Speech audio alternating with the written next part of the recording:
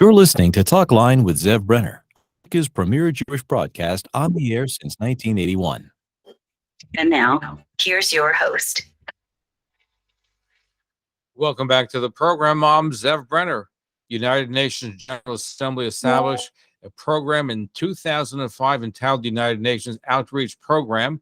And our guest, Dr. Tracey Petersen, is the CEO. She leads the Holocaust and UN Outreach Program since 2016. Under her leadership, the program has developed educational resources and a multi-faceted educational and commemorative program, highlight best practice, and the goal is to fight antisemitism and intolerance. And prior to her joining the UN, Dr. Petersen served as education director of the Cape Town Holocaust Center in South Africa and led to the implementation and development of teacher training and public engagement projects. Welcome to the program. Thank you for joining us.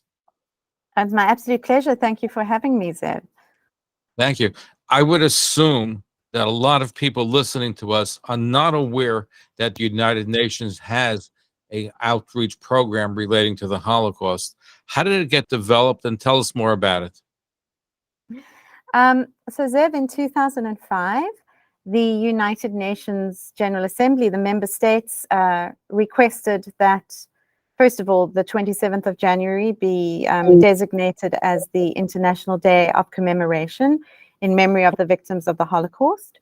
And then also requested that an outreach program be established with the aim to mobilize civil society for Holocaust education and remembrance in order to prevent future genocide. So that's our genesis from 2005.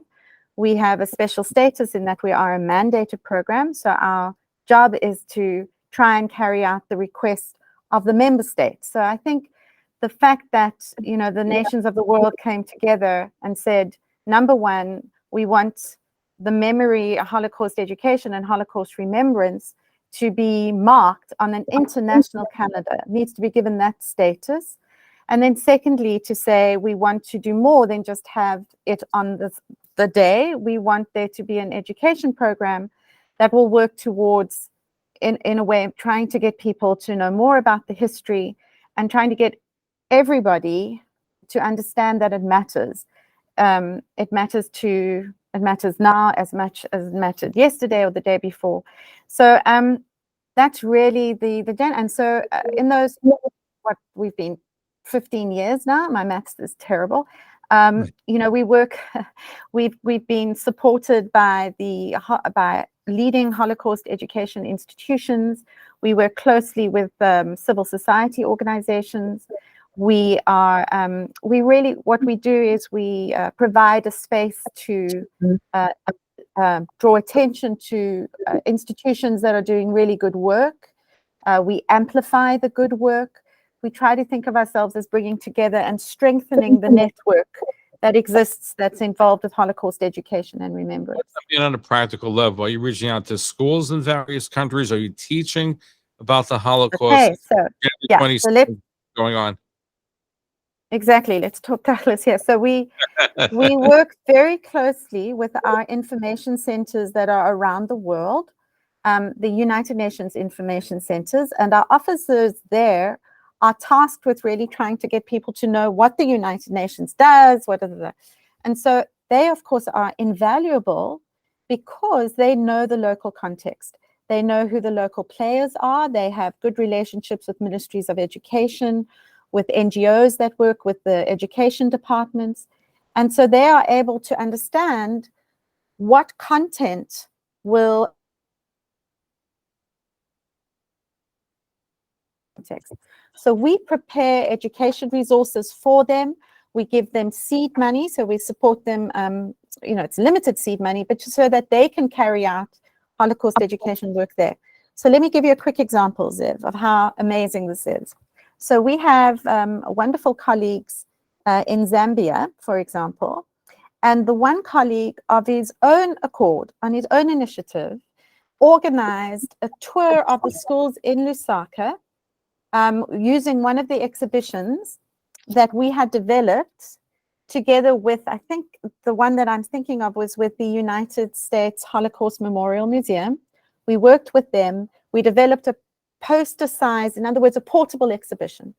So our colleague in Lusaka then organized that this exhibition would go from school to school. It would spend 2 to 3 weeks in a school and then move to the next school. So here you have young people who, I think it would be safe to assume, have no direct connection through family links to the Holocaust, who are learning about it, who are understanding the relevance of it. So, that's like a really exciting way in which when we say we have global reach, like that's what's happening. So from another practical point of view, we have at the moment, we have in the United Nations at headquarters, we have 3 exhibitions, 2 of which are already open for viewing. The third will open for viewing on the 26th of January. And so that's, let me quickly tell you about the one is about displaced persons and displaced persons camps, specifically the Holocaust survivors, and looks at how what became the United Nations Refugee Agency was really the first. It was called the United Nations Relief and Rehabilitation Administration, or UNRWA. It was UNRWA, right? Okay. UNRWA, yeah. So that was the first time in history that nations of the world had come together and said, listen, we've got to work together and coordinate the relief measures for this humanitarian crisis that we're going to get. That was even before the war had ended. And so this exhibition looks at what the administrators were trying to do, but more importantly for us, because this is also, Zev, what's so important for us, that we keep trying to remind people that there are humans in history. These were human beings that we were talking about who were affected. So for us, what's really important is that you also, in the exhibition, we show what the survivors, the surviving remnant, what they were doing to try and build a life in this world that had ended. So that's the one exhibition. I really encourage people to come to that. We have another exhibition called Fake Images, Unmask the Dangers of Stereotypes. You can already hear from the name of the exhibition what it's about. The first part is historical. The second part is has interactive exercises to get people to begin to examine their own prejudice and to just think about ways in which they can push back against hate speech, against disinformation. So that's exhibition number 2. You still with me? I'm still with you. I was just thinking about, listen, I'm glad what UNRWA did at the end of World War II. I'm not a big fan today of what UNRWA does, and I'll tell you why. Because the job of UNRWA... Zev, I've got to interrupt you. You're making the classic mistake. I'm talking about UNRWA, which no longer exists. It was called the United Nations. The United Nations, which was what the name, of course, as you will know, that the Allied forces gave themselves before the organization existed. So the United Nations Relief and Rehabilitation Administration. And their job was to try and coordinate all the relief efforts that were coming from ORT, that were coming from, the World Jewish, sorry, I've gone blank, but from various institutes that would want to try and help refugees, that would want to try and help the survivors.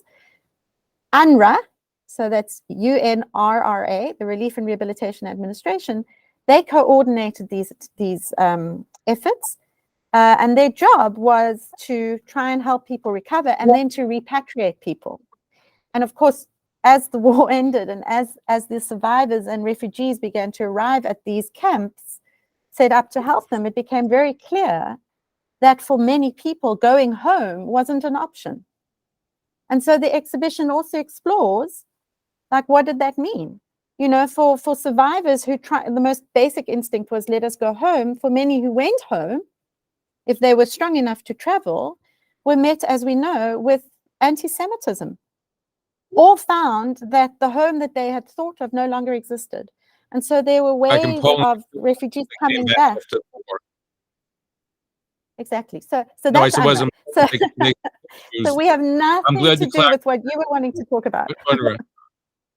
Perfect, because I'm not a fan, but this was important. And by the way, you're right that after the war, people went to Poland, for example, to get their homes that were massacred. So we saw Jews were not safe even after the Holocaust was over. And I'm glad you made the distinction. It sounds the same almost, UNRWA, right? Similar, but it's 2 different organizations. We're looking at what the United Nations and it doesn't exist anymore. Right. So I'm glad you clarified that. Dr. Tracey Petersen is our guest. She heads the Holocaust and United Nations Outreach Program. And of course, January 27th has been designated International Holocaust Remembrance Day. I'm sure you get this a lot, Tracey, where people say to you, well, the United Nations, with the Holocaust, but look at the fact that today you have a lot of countries that are anti-Israel, that are anti-Semitic. So I'm curious to know, was it hard to get this Holocaust program enacted in 2005? And what's important, now, what you did in Zambia, where you have somebody went ahead and wanted to teach Holocaust education, is very admirable. But you have the same kind of thing in other Arab countries where they're learning about the Holocaust, or is it strictly limited more to Western countries or countries that are more neutral regarding to Israel and Jews? That's a very big question you're asking, Zev. So let me see how I can best answer it. First of all, I need to be very clear that Zambia is just one of many examples of extraordinary work that are being carried out by our information officers across the globe. Number one. Number two, we have, for example, work that's happening in Shanghai, that we're about to open a similar exhibition to the one that I was just telling you about, the displaced persons and displaced persons camps. So I need to, it's not just, and we have offices in Turkmenistan, we have offices in, I was just looking at the list now, in Kathmandu, we've got in Accra, and these are obviously not countries, these are places, but countries. So yeah, no, it is global. In 2005, I want to say that it was unanimously voted on. There was some concern that was raised. The concern that was raised was that it not only be about the Holocaust, that efforts be made to recognize other genocides. And in fact, very shortly after the resolution in 2005 was passed pertaining to the Holocaust, a resolution was passed to recognize the 1994 genocide against the Tutsi in Rwanda. So in terms of the stress that was, or not the stress is the wrong word, the possible point that was raised was not to say, don't talk about the Holocaust. It was to say, can we try and make this, as broad as possible? So we get support from our member states. They appreciate that this is about looking at the past that is still very much present with us today. You cannot talk about contemporary anti-Semitism without appreciating that what anti-Semites do is that they use the same tropes, the same stereotypes that the Nazis were using, get re-employed today. So you've got to, you can't, the past is still very much here, right? It's not over yet. No, it's not. And but you probably get this a lot, Tracy, where people say to you, United Nations is known as being anti-Israel. There's always anti-Israel resolutions that are taking place. Israel's held up to a different standard than other countries. So that's why I was wondering regarding the Holocaust remembrance. You said it was, I don't know if it was unanimous in 2005, but some of these countries are very hostile to Israel, hostile to Jews. Iran is just one of them that I would pick on. So the point is, though, you get this question quite a bit from people saying, look at the United Nations, how it's promoting, and which is very nice, what remember the Holocaust, but yet the United Nations is also in the forefront of anti-Israel activities. At least that's the perception out there, right? I'm not the first person to ask you this question. So I think you've got the key word there. It's a perception. And I think that if you look at the work that's being done to fight anti-Semitism, if you listen to what the Secretary General has consistently said, the position that he has held and what he has done and what's being done, I think when you do that, you need to consider again the perception that's being held. Zev, I can't speak to the various member states' opinions. They are member states, they're sovereign states. But I can tell you that in terms of support for the Holocaust outreach program and the work that we do, it's absolutely here. So I think it stands as a very useful reminder for why it matters that countries work together. Multinationalism is, multilateralism is essential if one is to bring about any meaningful, peaceful change.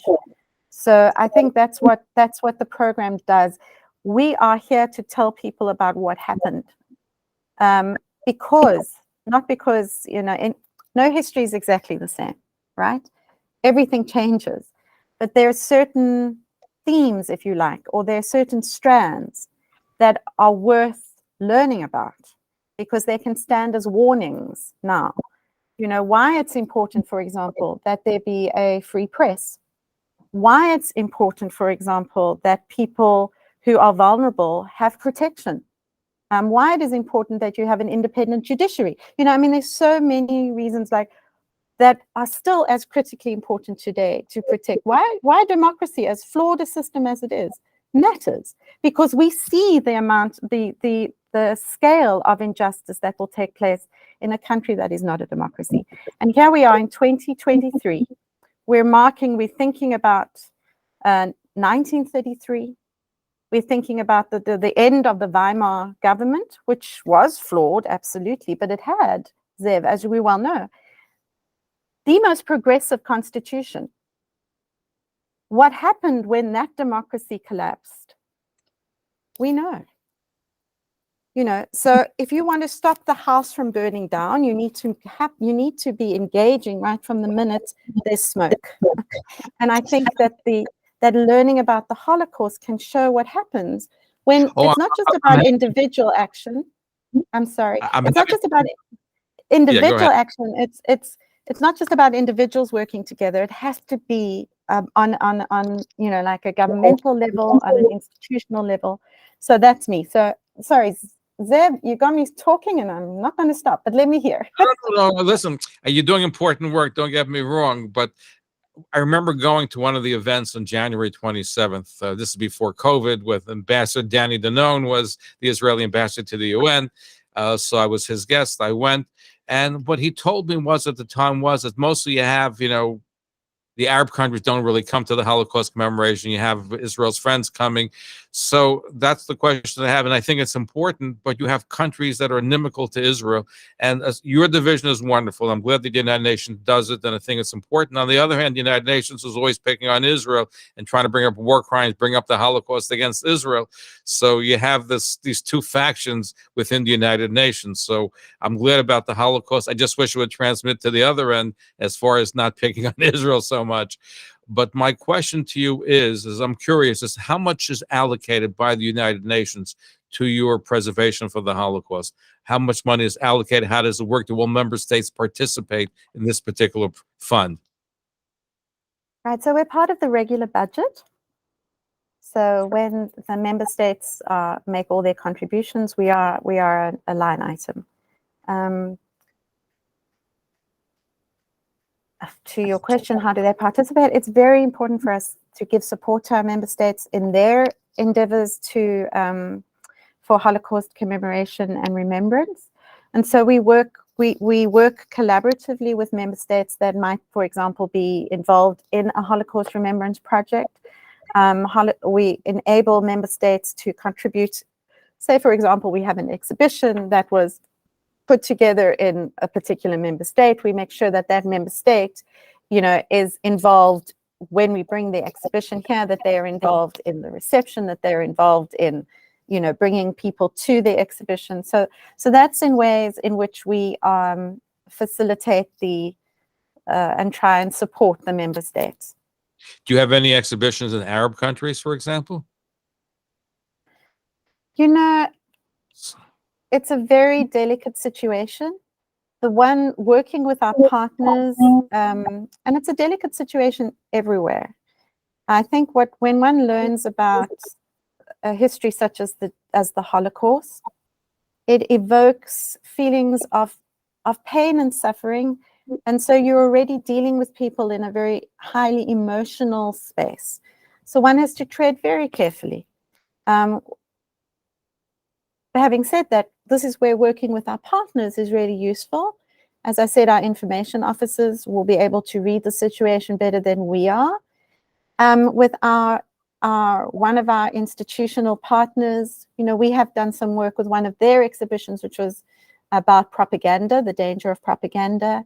And that has been well received in areas where else maybe certain other exhibitions would not have been as well received. Now, with the Abraham Accords, which has changed the Middle East, where Israel has good relations with UAE and hopefully Saudi Arabia, with Morocco and other countries, does that make it easier to bring a Holocaust commemoration to these countries? That's a good question, but I actually don't have the information to be able to answer you. Now, I'm just wondering, What- because now that things are better, so it will probably be easier to bring the Holocaust education or at least exhibits to these countries because there's a better relationship. That's why I was wondering if it hasn't happened yet. Is that something that you may consider working on? Let's have the conversation in a year's time, and I might have something more concrete to be able to give you. But Zev, I want to bring you back. I want to bring you back to what's happening in the next week for your listeners. Those of you, those of your listeners who are able to get to UN headquarters. We have on the Thursday coming up, the day before the 27th, Yad Vashem has brought to UN headquarters the Book of Names of Holocaust Victims. Now, some of your listeners may be familiar with this installation because they've been to the to Auschwitz, to the museum in Auschwitz. This is the first time that this installation is being displayed because Yad Vashem has in fact updated it. Isn't that a terrible thing to say, Zev? You know what that means, that there have been more names that have come to the fore, you know. Anyway, so this is a brand new installation, and we are so honored to be able to have something like this at UN headquarters. It will be available for people to come and look at from the 26th of January. It lists over 4.8 million names of Holocaust victims. It lists where they were born. Sometimes it can list where they died. But we know that, for example, I was just speaking to some colleagues here, and the one colleague was saying as soon as it is open to the public, he's bringing his family because he knows that his family's name is in that book of names. So I just wanted to highlight that. And then, of course, there's the 27th, to which the public is invited. It's in the General Assembly Hall. They walk in, they have to No. No, sadly, those days have long passed. I would encourage people to go onto our web page. And Zev, I can leave the details with you or your producer. But if anybody types in United Nations Holocaust or United Nations Holocaust Remembrance, it should bring them to our webpage. And there we have a calendar of all the events and a link that people click on so that they can register. It's really important to register because if you haven't registered, we can't print your name badge. We can't get you in. And that would be a great pity. We have a moment left. Curious to know, in the years that you've been heading up this Holocaust remembrance in the United Nations, were any surprises with some people, some diplomat that you thought would not be receptive, you found to be receptive to the work that you're doing? Zev, I have not found any diplomats who are not receptive. Even from Iran? And we come back to again the word that you used, perception. So I have only encountered welcoming, positive response and a desire to engage and an understanding of why the history matters today. You're doing important work, Dr. Tracey Petersen. Thank you, Zev. It's the Holocaust and United Nations Outreach Program. They operate throughout the year, but you can see their efforts, especially January 27th, the National Holocaust Day at the United Nations. Thank you for joining us. Thank you very much. Thank you for tuning in to Talkline with Zev Brenner, America's premier Jewish broadcast, the pulse beat of the Jewish community. For continuous Jewish programs, TalklineNetwork.com, or our 24-hour-a-day listen line at 641-741-0389. For past shows, you can find us on iTunes, Spotify, Amazon, YouTube, Instagram, and all major podcast platforms, or jewishpodcast.org. Thanks for listening to the TalklineNetwork.com. Follow us on Facebook, Twitter, and Instagram.